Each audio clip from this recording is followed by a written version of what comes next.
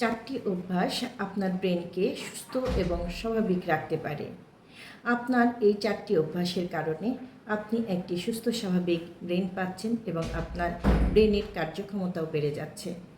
অর্থাৎ প্রথমত ধরা যাক নিয়মিত ঘুম।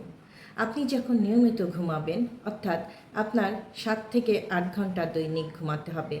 আপনি যখন নিয়মিত ঘুমাবেন, এই ঘুম আপনার ব্রেনকে পুনর্জীবিত করবে এবং পুনরায় আবার কাজ করতে সাহায্য করে থাকবে।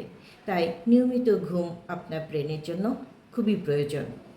স্ট্রেস, আপনি যখন স্ট্রেসে থাকছেন, আমরা অনেক সময় দীর্ঘমেয়াদী স্ট্রেসে ভুগে থাকি, সেক্ষেত্রে কর্টিসল লেভেল বেড়ে যায়।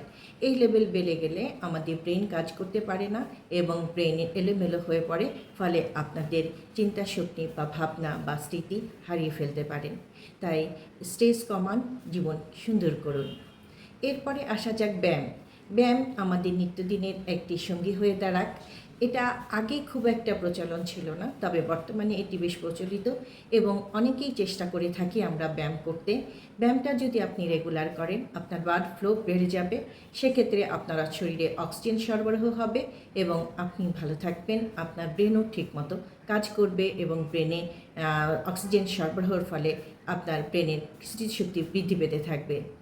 এরপরে আসেন আপনি প্রসেস ফুড অর্থাৎ প্যাকেটিং খাবার, চিপস, জুস, প্যাকেটজাত খাবার, খাবারগুলো আমাদের ব্রেনকে অনেক সময় ড্যামেজ করে তোলে এবং আমাদের ব্রেনের জন্য ক্ষতিকারক। তাই এই সকল খাবারগুলো আমরা অ্যাভয়েড করে আমাদের ব্রেনটাকে সুস্থ সবল এবং স্বাভাবিক রাখতে পারি। কারণ ব্রেন যদি আপনার কাজ না করে, আপনি কখনোই সুস্থভাবে বেঁচে উঠতে পারবেন না। আপনার মন ভালো থাকবে না এবং আপনার শরীরও ভালো থাকবে না।